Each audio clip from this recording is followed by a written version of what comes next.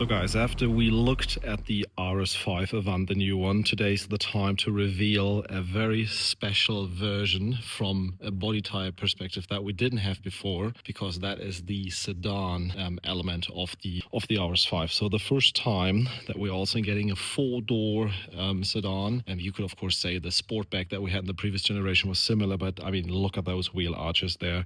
That is really a difference compared to everything that we had before. Plus 4 centimeters on each side, right side and also on the left side here.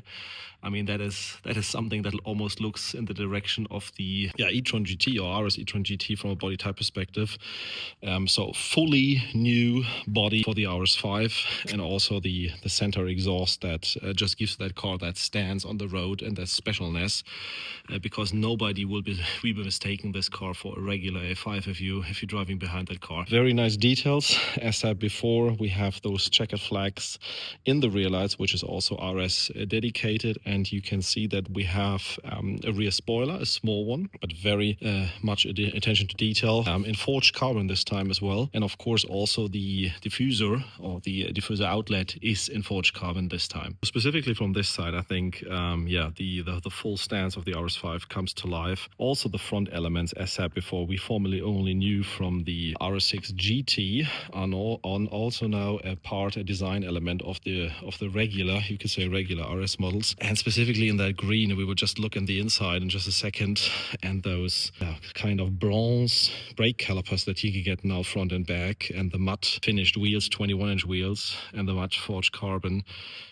That's really impressive. This car also has the Audi Sportback, which you can see by those widened up air intakes at the front, and also the possibility to take forged carbon. Forged carbon is only available for the Audi Sportback, and the darkened out front headlights are always an element that you get on the RS5 to make the look more aggressive, specifically from the front. I mean, look at this width now. That's quite impressive. So as we're taking a look inside, before we pop up the engine bay, we have the Alcantara here, we have the forged carbon here, the nice stitching, and also inside you are seeing this dedicated specific color that is being part of the Alcantara armrest and also the seats. And of course also the steering wheel with the center in gray. This time specifically, that forged carbon there looks really good and gives that car a very distinct interior. I would probably still go for something like a red and blue or whatever contrast stitching that you get. This is a bit too brownish for me, but nevertheless it looks great. So let's pop open the engine bay, because we're talking about power here. Serious power and performance. You can see we are still having the V6 engine, but as mentioned in the previous video, this engine has almost nothing to do with the 2.9 V6 that we had before. Everything was more or less revised. We're now getting 510 horsepower out of this engine instead of the 470 in the competition or competition plus models that we had.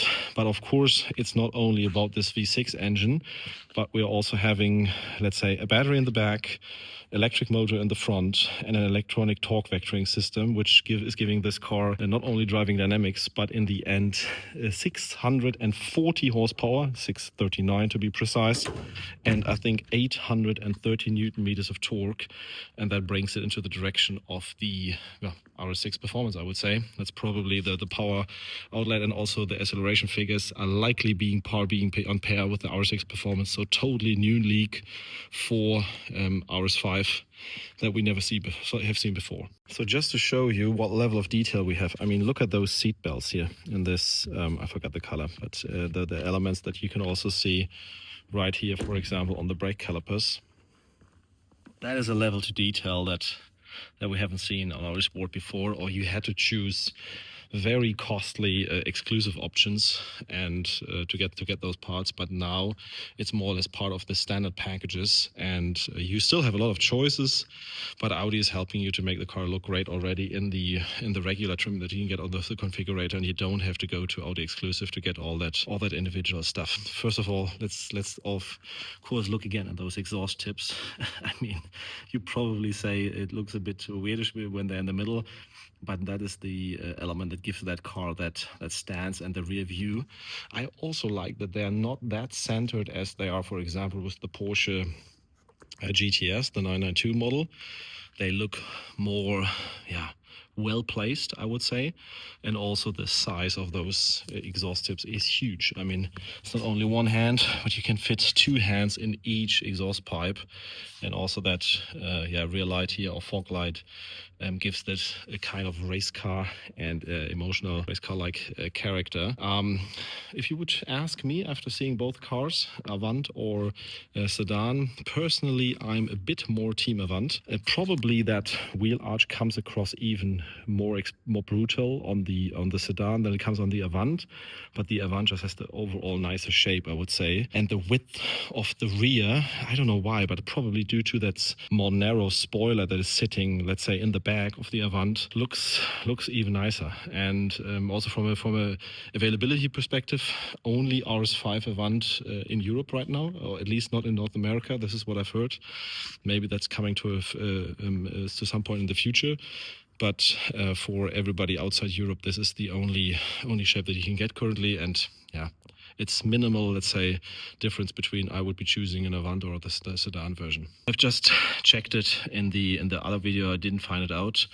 Ceramics, of course, are optional still, but it's quite impressive that we have seen stopping power that is 30 meters or something like that. We have two 85s in front and rear. That's a cool thing. And of course, we also have the battery sitting in the rear, and let's say the torque vectoring as well. And first time this is also having an electric torque vectoring compared to the mechanical torque vectoring that we knew from the previous generations. And that probably means that you not only get more dynamic driving in sporty situations, because this is of course not a track car in the end, it's a sporty Autobahn cruiser and having fun in the country road, but you will also get, let's say, better handling in everyday situations. That's probably what the torque vectoring mainly is meant for in the end, because the shift between the rear axle tires is a lot quicker than before. As we're sitting outside, passenger display is always standard.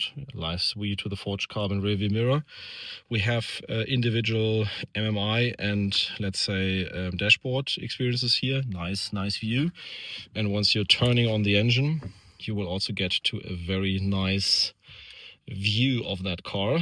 Just as in the red one, you are seeing a very nice animation of that color right here. I mean, even in that silver, I mean, the silver wheels and the silver exhaust somehow looks good. I mean, it looks even, how can you say that? Even sportier in that silver setup, and the exhaust tips come across more. It doesn't look like an A5 anymore. I mean, if you look at the rear, even in this animation, and you've seen it from the outside as well, the question is, what is this car based on? It's the let's say, linkage to the RS5 is there, but you cannot even see that this is an A5. You could also mistake that for an RS6 if nobody would tell you. So that's probably a very nice thing. If we now crank up the car, of course it will start in balanced in electric mode, but I can press on OK so we don't have the ignition beep all the time. But if we go to our sport mode, rev counter changes and also the exhaust opens up. Very nice sound. I mean, listen to that.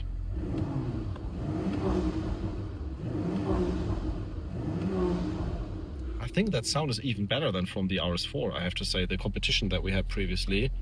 Yeah, so very, very nice stuff. So guys, yeah, I'm really looking forward to your comments, what you think and say about this car. And of course, also I'm looking forward to the discussion if you are more team Sedan or if you're more team Avant. We actually think about buying one of those cars, I already said in the Avant video. Because the combination of a plug-in hybrid that can really drive 80 kilometers in daily commute, and the sportiness, and of course the looks is unique, I have to say. And it also, let's say, distinguishes that car mainly from performance hybrids that we knew on the market, like C63 or M5, which barely have electric range. I mean, the M5 has some electric range, and also the V8 probably comes closer from a figure perspective, but the C63 that is currently on the market is not comparable because it's heavy and it doesn't have the electric range. So it's like the worst of both worlds, you could almost say, and this is the best of both worlds. yeah, so really looking forward to the discussion, and yeah, in the comments under the video, and yeah, we'll keep you posted about this car also on Instagram. So check out that content that we got there, because I think yeah, also the Avant has some nice stuff to offer.